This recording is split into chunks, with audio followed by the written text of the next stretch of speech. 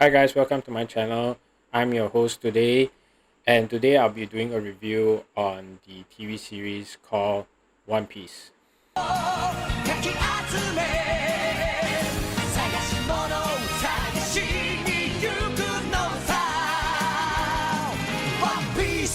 Yes, not the One Piece, but the One Piece live adaptation of Netflix from the anime. So before getting further, I'll let you guys know how much I like the anime. So I grew up, started watching One Piece anime in the early 2011. At that time, I don't know really what is this anime all about, and yeah, someone introduced me, and I start seeing on the first episode, and I got hooked. So ever since then, I see from the first episode all the way to the 2 years time skip. I think around like 300 to 400 episode. But of course, one of the reason was because that I have other things to do, other things to catch up. So I still like One Piece. I mean, I still do watch the manga itself, not every chapter, maybe like beats by beats. The latest chapter when I watched was when Luffy versus Kaido. That was like a year plus ago. So that was my latest on the One Piece. But of course, till today I still like One Piece. I do like seeing a lot of old school anime. Without further ado, okay, let's get into today's review. Today's review, I'll be giving my general view on the overall episode 1 to 8. Of course, there will be spoilers. Okay, if you guys haven't watched the Netflix series, do please go watch and come back. And I'll be giving my conclusion on the live adaptation.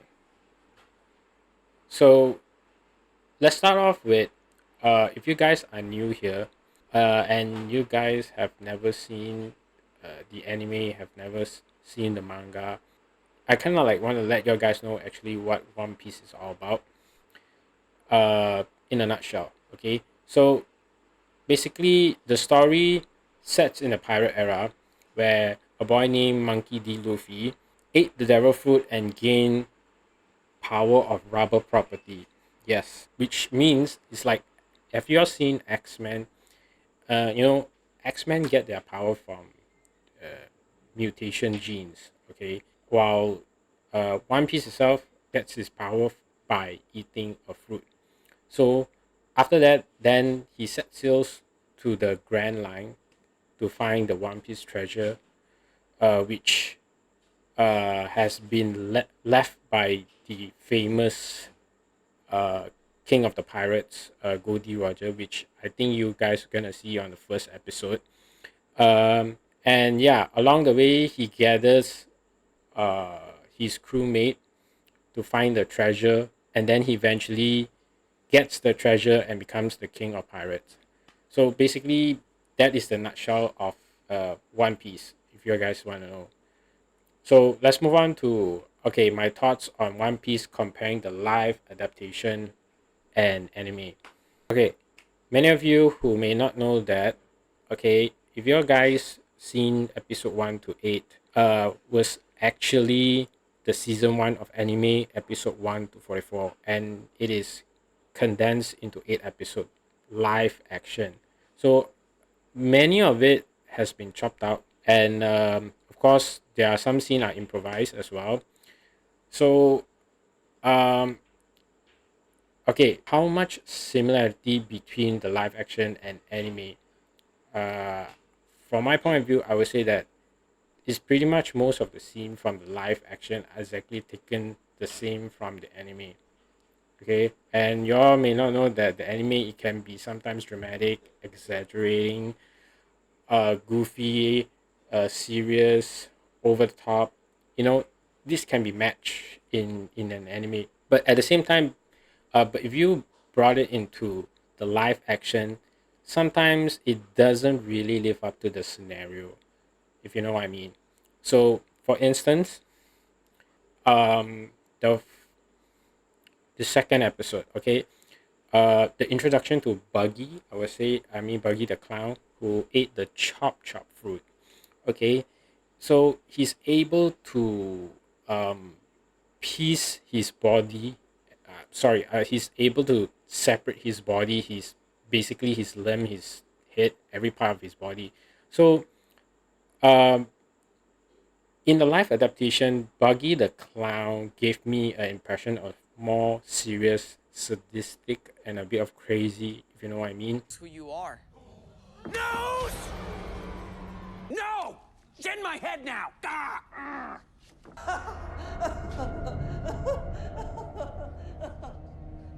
I want you to think of this like an artistic exercise.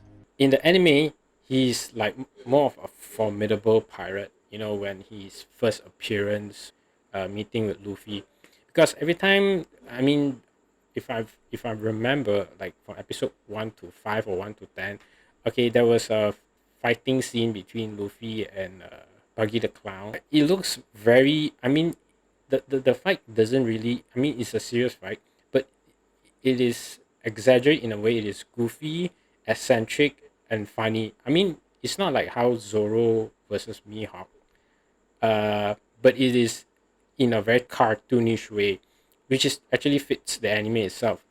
ゴムゴムの一皿面白い能力だが好きだらけだな刻んでやるゴムゴムのバラバラ元気を出す But in live adaptation, the fight is more very serious. I don't know. I feel a bit of somber vibe there. That was the scene that doesn't really live up to the live adaptation. Secondly, if you guys have seen episode 4, when Kuro the butler reveals himself as the pirate, Black Cat's pirate, where his motivation is to kill the girl Gaia, there was a scene in a hallway where, thrusting his sword into the wall. There you are, Mr. It's your birthday! It's time to stop! I mean, that scene alone looks like some horror slasher show. I mean, it has that vibe there. I mean, it doesn't really give a formidable fight between Usopp and Kuro himself. But of course, there was also the fight between Luffy and Kuro. I've seen a CGI where he kind of like blinks around the places. The CGI is kind of bit weak, I would say. Like I say, it doesn't really live up to that live adaptation. It feels like Luffy, to me, I mean, in that room area, it feels like Luffy versus Freddy Krueger. I think thirdly, everyone have seen it. I mean, most of the anime fan would also react to this. The sword fight between Zoro and Mihawk in the anime fight has some formidable sword fighting.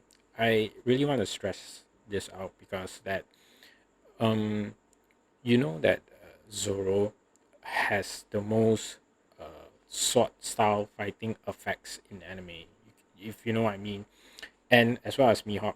Okay, but I'll talk about the CGI later. But of course, in the anime, it really gives the dramatic flair fight between Zoro and Mihawk. I mean, but in a live action, yes, I mean, it's a good sword fight, is smooth, but I would say incomparable to the anime because of its that kind of like what I said, dramatic flair sword fight, at the end, and where he kind of like slash Zoro, because Zoro can't beat Mihawk.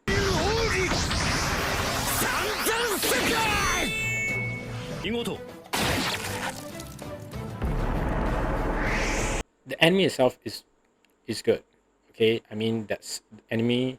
I mean the scene from the anime itself is good. But if you bring it to the live action, it's kind of like, without the effect, it's kind of like watered down a bit. So also, not to forget the scene where, I mean, there was a scene, I think back in episode 1. I don't know, guys, have you seen it?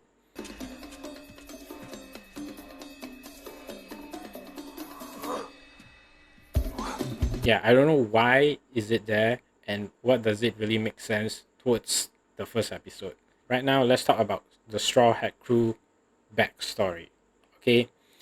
Of course, I would say that in the Netflix series, they kind of really brought all of the Straw Hat Crew pirates arc backstory into the TV series itself. I would say that yeah, I mean they did quite a okay job, by bringing the backstory of Luffy, Zoro, Usopp, I think, and also Sanji and Nami. Um, they really take it from the anime and just kind of like exactly extract it and put it into live action, like what I say. So I have no problem with that. In terms of the backstory and all that, okay, kind of like gel a bit on the TV series and how it's unfold. So that was okay. So right now I'm gonna do a breakdown on the main character. Of course, I won't be talking about all the character, just the main characters and the important one. Of course, I mean, before I get into uh, the breakdown of those characters, I would like to mention about, I mean, from episode 1 to 8, I would say that there are some characters who looks like cosplay. I mean, I can't tell it, are they really in the character or are they really in the character looks like cosplay? Maybe it's because of the costume. Okay, anyhow, anyway, let's talk about the main actor who play Monkey D. Luffy. Okay, so the bad thing that I've seen is his delivery line on his attack. Okay, I would say that is a bit of cringe. I don't know, maybe because in the anime, Luffy yells his attack feels more, it gives a hype and excitement, if I what I mean, because like what I said, in anime, it gives you the dramatic, the flair, the excitement, the hype over the top, because the attack can be very good, at sometimes. So in the anime, when you see it, it's like, whoa, really good. When he yells the attack, like, you know, you can't wait to see his finishing move.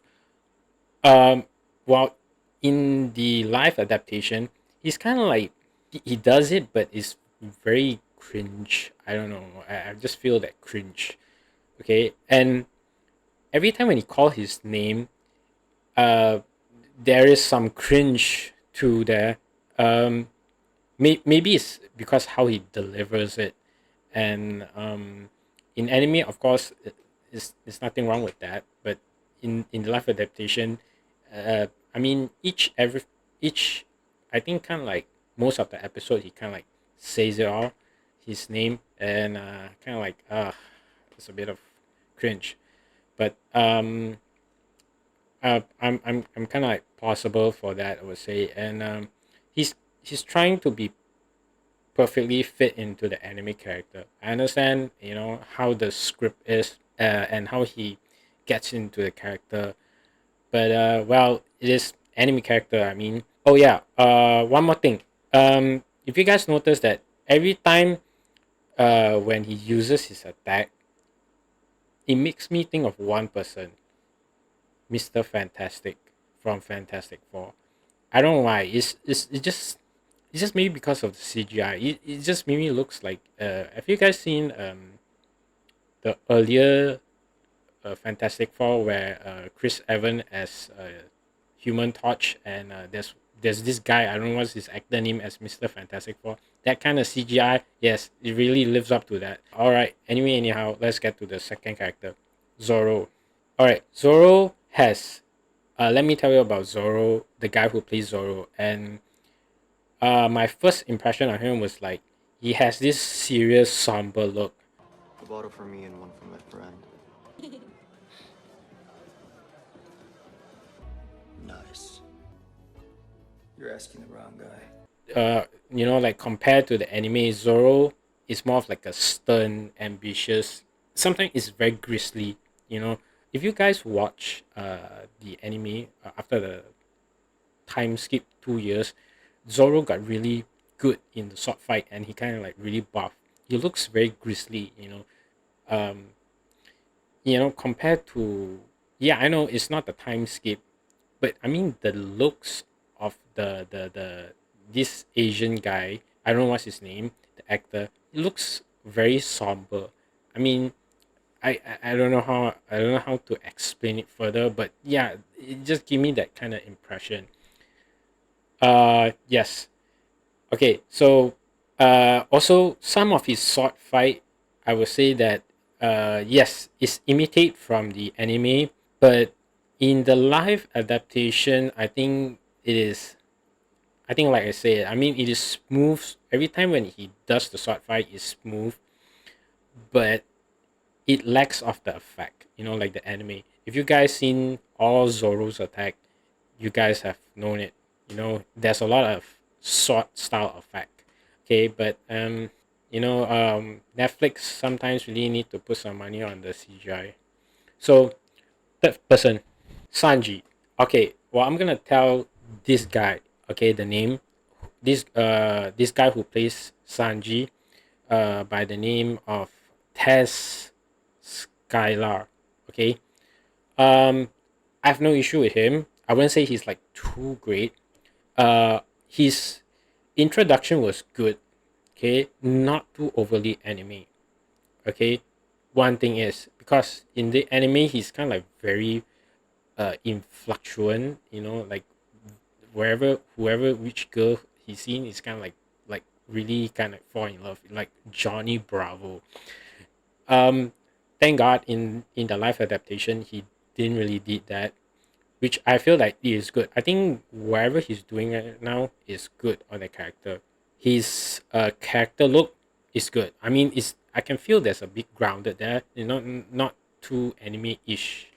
So his delivery line, if you guys watch his introduction on Sanji, I don't know which episode, already, five, yeah. Um, there was a part where he entered the kitchen and there was a dynamic between Sanji and the chef Zeph, if I'm not mistaken the name. Every time when he have that dynamic between the chef and him, the lines really delivering really very good, very sharp, and I feel it. There's a good dynamic there, and yeah, every word comes out from my mouth is quite alright. You know, I would really accept that. Um, that's on my opinion. Except there was a part where I think at the end of episode where he calls his attack, uh, like continuously, and that part is a bit of cringe. Yeah. Collier! Épaulet! Podran!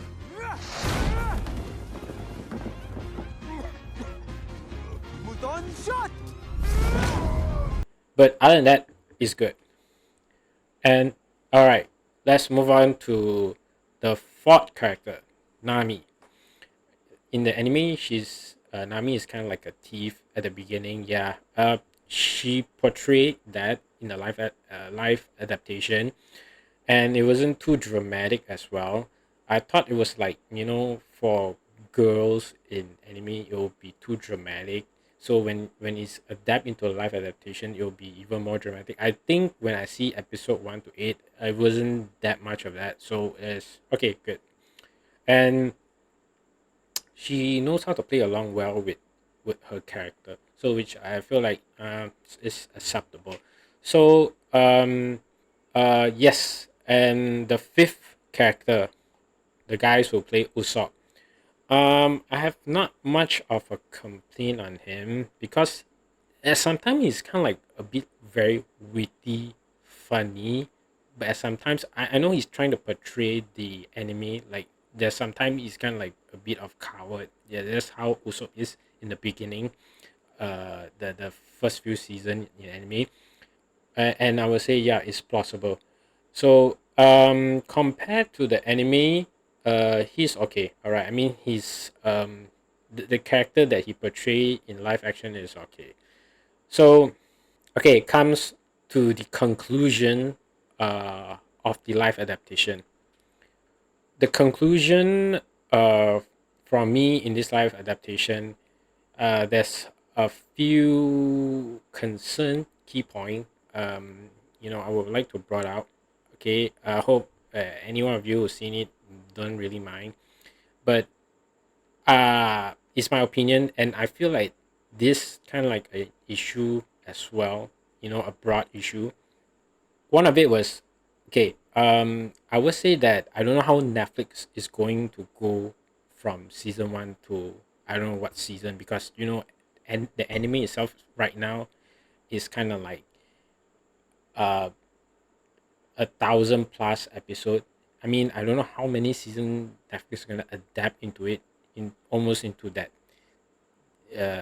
level. Okay, so unless you have a lot of money, like how Amazon put all his money into the Ring of Power, but there is a concern there as well, because um if Netflix has the enough money to to put all it in to make that series, they should also have think of how they're gonna put the effects, because Netflix is actually adapting Asian material, Asian comic book material. And in Asian comic book in Japan, a lot of if you guys are a heavy fan of manga, a lot of anime, you guys know that whenever action scene, there are exaggerating over the top attacks. And I hope that Netflix, can think about a way how to put some effects. There was a part, okay, for example, in the CGI itself, right? Uh, there was a part where Mihawk tried to slash the. I mean, he gave his that signature move where he uses the slash and then the boat goes half. That part, let's say if it's in anime, it will be top notch. But if it's in live action, I don't see. I don't. It doesn't give me the feel. There was a scene there, and just the scene alone is doesn't really give the impact, because Mihawk is one of the seven warlock. His attack is like the most powerful, one of the most powerful attack. He's the greatest swordsman in One Piece. So I hope Netflix able to have a way to put some effects on there. So on second thing, what I like to conclude about is that the cast. Okay, you don't mind if I say this? Uh, as when I see from episode 1 to 8, okay, besides Zoro as an Asian, there's none other Asian cast in it. I mean, oh yeah, there's actually few, like three. Like only when there's a flashback of Zoro when he was a younger time, he was doing the sword training. There was a girl and there was his teacher. I mean, that's all. Beside that, having that thought of that only few like Asian characters in it, and as you know that this is a adaptation from an Asian material resource, like Netflix should have cast more Asian in it. I mean, as in like the side character, because it's just weird. I mean, besides Zoro and the girl and the teacher, I mean, beside that, there's no other Asian cast. In the present episode from 1 to 8, just the flashback of Zoro. There's I see some Asian. Yeah. Other than that, like other pirates, there's no Asian portray, especially for Shank crew. Shank crew, I was very shocked. Most of his crew was cast either like blonde or like some Irish, uh, I don't know, whatever. There's no Asian there, and I was like, what? I hope Netflix can put more Asian in it, because it is an Asian adaptation, right? If you guys agree with me. What the third thing I could say about on the conclusion is that on the next season, I hope that it can be improved a bit better. Actually, if this was success, my idea on it to be better is that what if it was looks like Pirates of the Caribbean plus Waterworld plus Airbender is, I mean, not the movie, I mean the Airbenders. When when you see the M Night Shyamalan Airbender, I mean it's not a good movie, but you can see the effects there, right? I mean, at least put that kind of level of effects. I hope they can do that. I mean, it would be really cool. I mean, Netflix can do something like that, it'd be even better. That's my opinion. Before I end this video, I like to say about the CGI. Okay, the CGI itself in the anime, you guys seen the anime, you guys know what I'm talking about. But in the adaptation, it was a very minimal, except when the main actor as in Luffy tried to use all his attack. I mean, that was the part that all the CGI come from. I think most of the CGI part comes from, yeah, Luffy part, if I'm not mistaken. And the adaptation, from anime to the live action, uh, the the effect of its power of all the characters is kind of like watered down. If you guys know what I'm talking about, like in anime, you can see Sanji attacks, you can see Zoro attack. There's some visual effects on it in the anime, but when he brought it to the live adaptation, it kind of like really, you don't see it there. But of course, I don't expect it every attack to show some effect. I mean, give some dramatic flair effect. I'm talking about the attacks.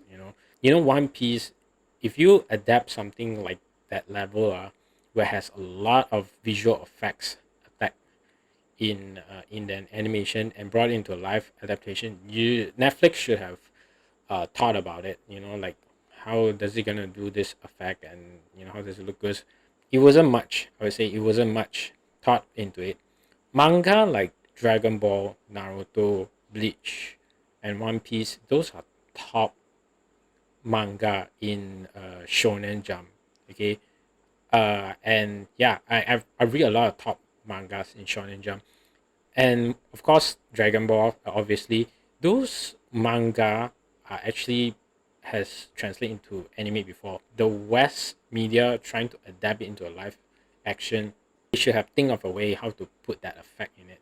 It's not just of the character, the costume, because you need to put some effects there. Because one of the things is that this is, like I say, an Asian material. You're just taking it from the anime resource.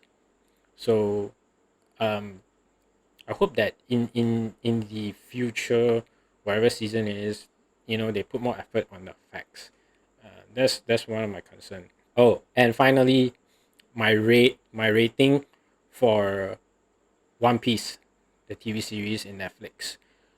I will give it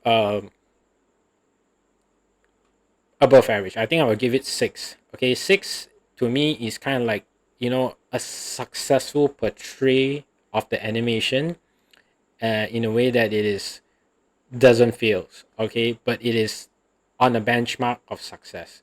So other than that, I mean, the storyline is kind of like very typical. The delivery line dialogues are very typical.